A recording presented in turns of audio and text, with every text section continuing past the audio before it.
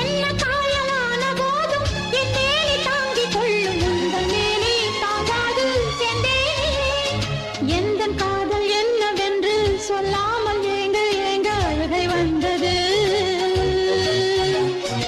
எந்தன் சோகம் உன்னை தாக்கும் என்றெண்ணும் போது வந்த அழுகை நின்றது.